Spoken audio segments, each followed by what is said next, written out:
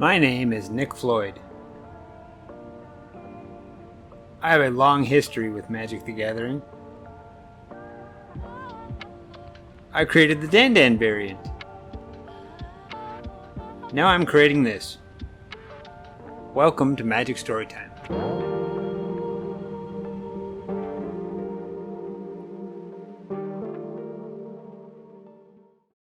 This is Danecdote 1, The Invention of Dan.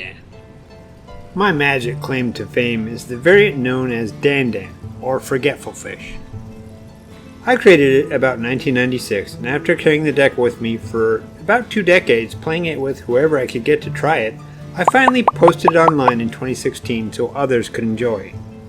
This is the story of its moment of origin, as far as I can remember. And ironically, that's a bit of a question. I wrote a brief description of the deck's origins in my Google Docs designer notes, link in the description, but here it is in detail, with animation, and my own ironic memory lapse. To address this, it should be noted that the human mind is a tricky thing, and I have false memories on how I got the idea. In the spring of 1995, I had a close family member pass away in a traffic accident. My extended family congregated for the funeral in Montana, and there I shared a hotel room with my cousins. I have distinct memories of that hotel room and teaching my cousin Matt, we'll call him Matt because, well, his name's Matt, how to play Magic with a starter deck and a few packs of Homelands and Chronicles. Anyway, I didn't bring my Magic cards with me because it was a funeral, and so I had to teach Matt how to play with just what I had bought locally. So I shuffled all the cards together, and we just used a single library placed between us, which we were both drawing out of. I didn't expect that to be a problem at all. But as the false memory serves, Matt played a spell, and I used memory lapse to counter it. When I told Matt that his spell doesn't go to the discard pile like it would with a normal counter spell, but instead on the top of our shared library, and I realized I would be drawing that spell on my next turn, I was stunned. It was like I was struck by lightning. I didn't move for a minute and let that sink in.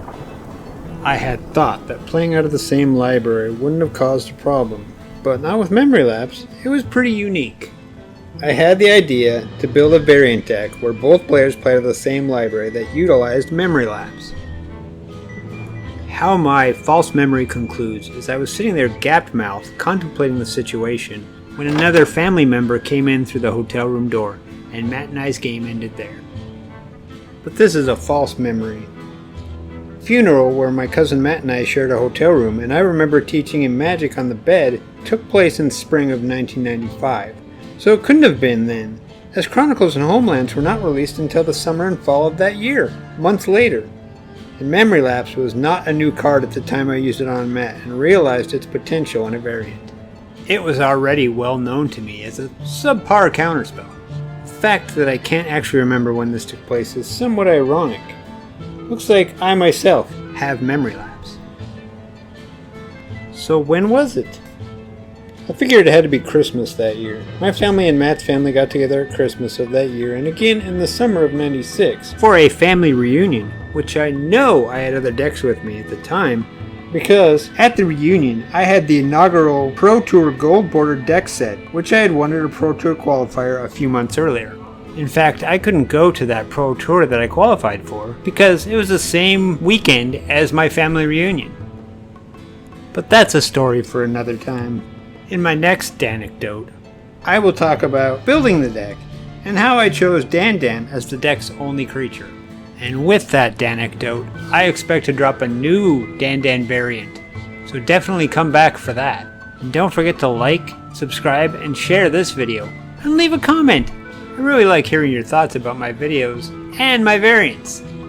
Thanks for listening to Magic Storytime.